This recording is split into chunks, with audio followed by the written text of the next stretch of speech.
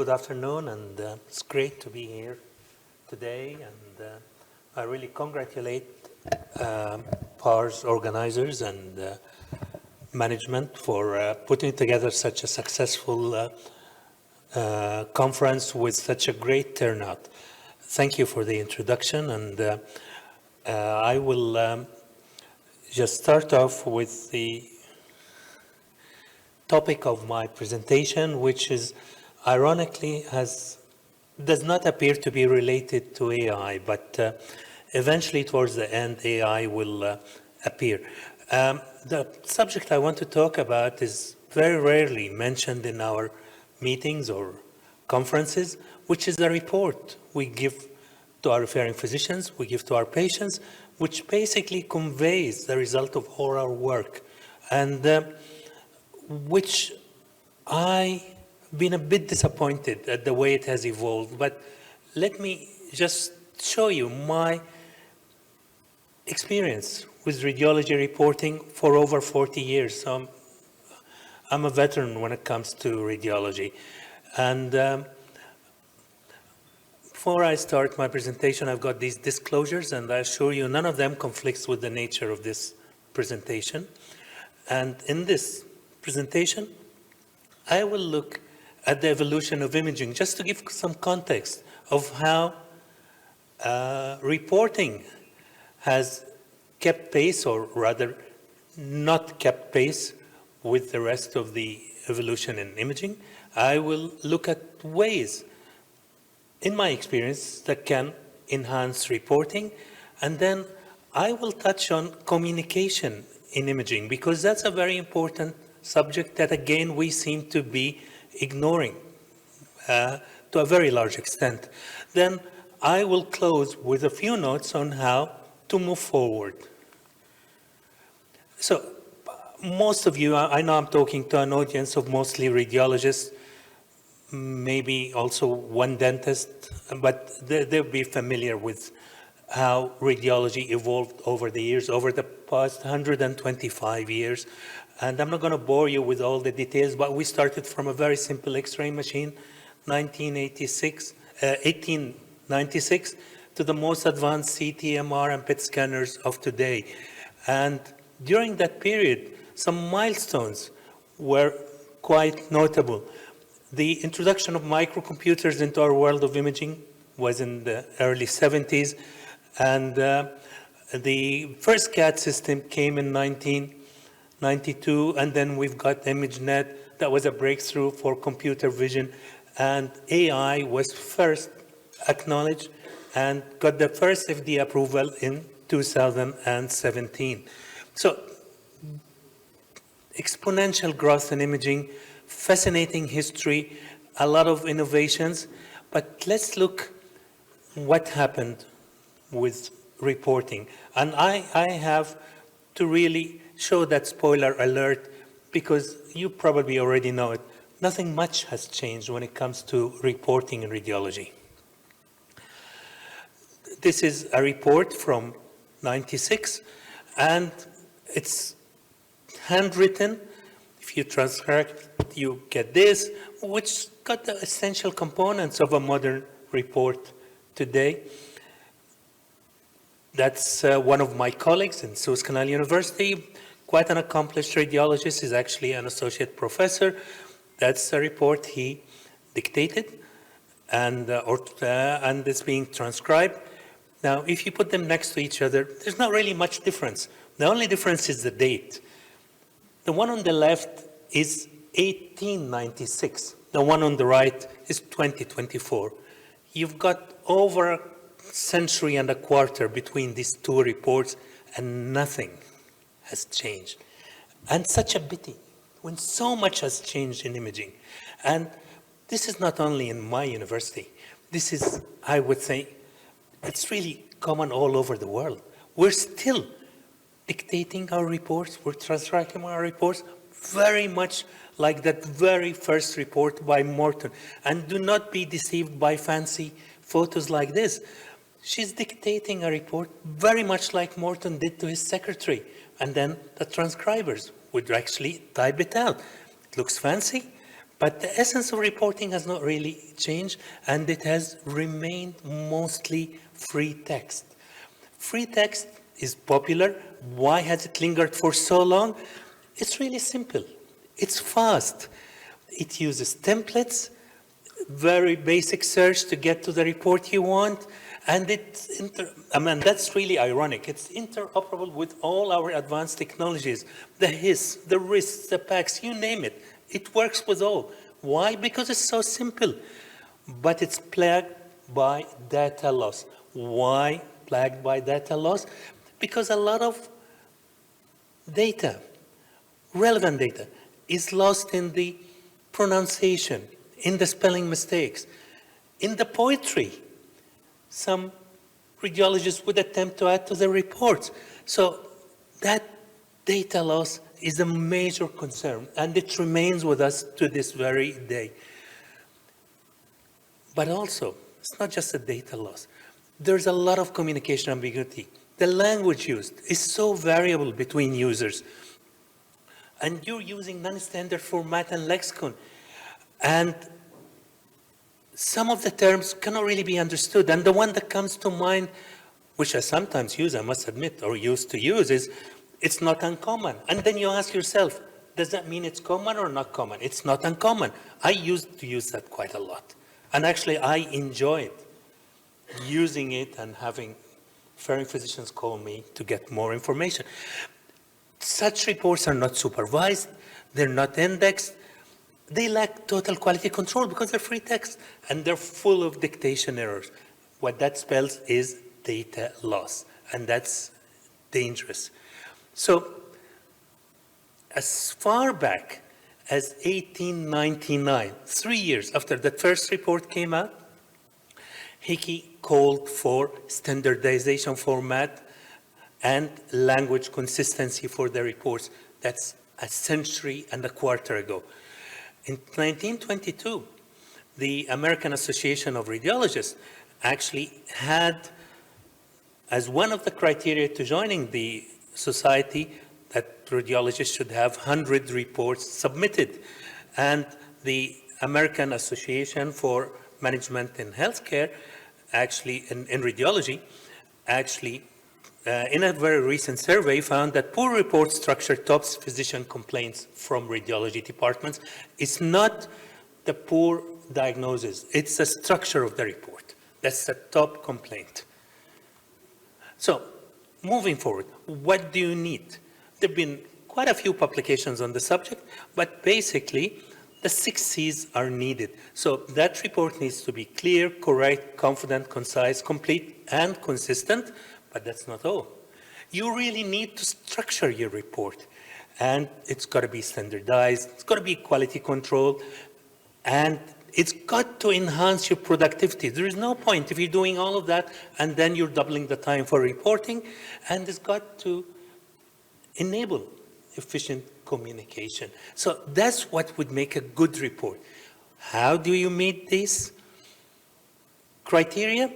Well, it seems that structured reporting is the way to go. Structured reporting was endorsed by the ACR and the ECR, and these are the 2 biggest societies in radiology in the US and in Europe, as far back as the 1990s.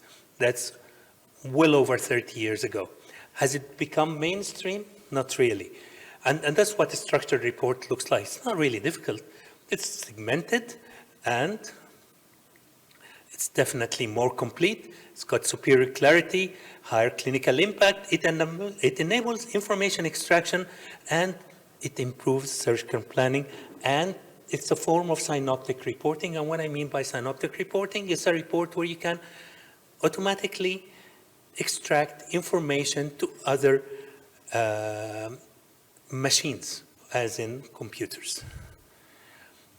However, despite all these advantages, structured reporting has not really gained a lot of traction, simply because it's perceived to be restrictive. It's also perceived to be time inefficiency, and with its tendency to be disease-specific. But notice that I've used the term perceived, because I think this is only a perception. This is not true. But once you embark on using structured reporting, you would think so restrictive. Oh, it slows me down. But that's only initial. The gains come to those who persevere. So how do you enhance that structured reporting to make it more palatable rather than pushing it down the throats of radiologists? Well, number one, you could start enhancing it at the core, at the source, while you're actually still dictating your report, or you could use AI, and that's where I come in. I would not have done this lecture if it didn't have that AI part. And that AI enhancement takes place before, during, and after reporting. Let's start with the core enhancement. How can you enhance the core of the reporting? You need to use standardized layouts. You need to use dedicated terminology. You need to include guidelines and scores within their report, and you need to add that multimedia component. Let's look at some of this. So, RSNA, starting in the mid-90s with the work of people like Sufkan, have actually come up with an initiative to allow the sharing of report templates using standardized lexicon. But even though they did their best, but we were really stuck and we hit a wall because there was a limit to the number of templates they could provide, and there was a limit to how we could edit these reports. But it was quite a good initiative and forms a very good base to work on. How about the guidelines and the scores? We have the BIRADS now, we have the PIRADS, we have the LUNGRADS. We've got lots of RADs and lots of guidelines, and they're readily available, and they need to be integrated into your structured report. Multimedia reporting, it needs no explanation, where you would have links to features mentioned in the report, where you have photographs, where you would have maybe video clips to help the physician and the patient understand more about the case. So that's core enhancement. But what about AI enhancement? AI enhancement starts even before you start dictating your report. It starts with the patient history and priors being extracted from the EMR or the HIS and presented to you. So you've got all that relevant data right in front of your eyes before you start your report. It also validates the study indication. Maybe you have executed a study that should not have been done, and you should be warned. And it shows that your protocol for that particular reason is adequate and valid. And it actually looks at the image quality and warns you if your images are suboptimal for reporting. And it also labels your images, and the case in mind is the vertebrae, transitional vertebrae labeling. We know how tough this is, and it allows triaging of the study for prioritization when needed. So if you've got an urgent case, it goes to the top of your list. Let's look at this. That's an example of an application that would actually mark images that are sub-adequate automatically for you. Here you can see that the nipple is profiled in that image, but before it wasn't, so it was no good. That's another image for the MLO. It shows that the pectoralis was masking most of the breast. So these protocols, these applications, which are automatically alert you that maybe you're reporting on inadequate images. How about prioritization? Prioritization simply works by recognizing that you've got a stat case or an emergency, and rather than your work list being based on first come, first serve, you would have these cases pushed up to the top of your work list, highlighted, flagged, but not only that, an alert would be sent to you so that you know you've got a case that needs your immediate attention. This is all AI. How about during interpretation? This is really, again, like I always say, this is the sexy part of AI. This is where everyone wants to be, where you can automatically analyze images. But it's not only that. You can through AI, get your comparisons with priors. Speech recognition has come a long way. NLP, natural language processing, has been so effective nowadays only because it's using AI. Population of findings that can be populated directly into your template, into your report. That's a dream come true for us. They reference to guidelines and warning. So if you are maybe scoring a case incorrectly, you'll get a warning that these findings do not correspond to that scoring. And this is AI really watching over you. And finally, being able to propose diagnosis and generate summary automatically for you. Let's look at some of these. This is... Pick a template. Step 2, speak your findings. Step 3, wait for your report to generate. It's that easy. And it's that easy. This is generative AI reporting, whereby you just pick a template that you'll be using, speak your mind about whatever you're reporting. The AI system takes everything that you've dictated, analyzes it, makes sense of it, and then drops every finding where it should be. That report is compiled fully automatically for you. You don't need to worry about organization, spelling, accent. It doesn't matter. You just speak your mind, and your report automatically populates that template. This is where AI of tomorrow is coming, and I think give it a few years, and this is going to be the default reporting system. Let's look at other things. How about a reporting system that allows you to actually extract the findings and populate your report? That's even better. You don't even have to dictate. The AI picks up the finding, populates your report, off you go. What about after the interpretation? We're not really done after the interpretation because you need to validate that report. You need to enrich the text you've dictated. You need to automate the data extraction, the concept of synoptic reporting.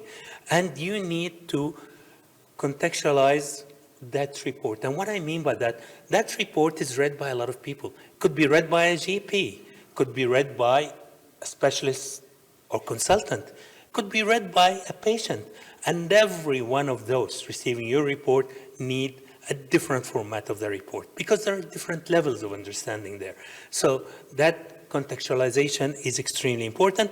And of course, there is that auto scheduling part, which is needed if you have a patient that needs a follow-up or someone who's coming for screening. That auto scheduling and auto alerts for that scheduling would be done automatically. You don't need to worry about it.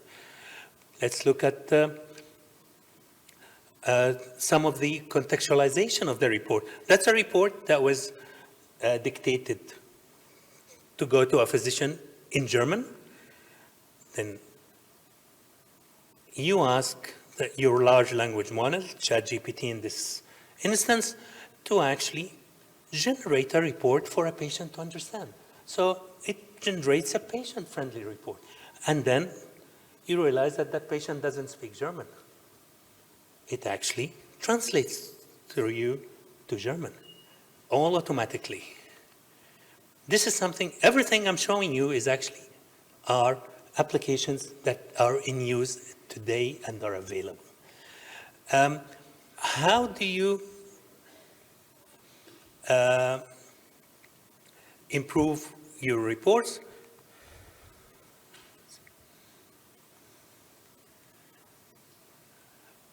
You actually use guided structured reporting. And with guided structured reporting, the system guides you to fill in particular phrases, use drop-down boxes, use scales to finally populate that report. So you're being guided to every step of that report generation.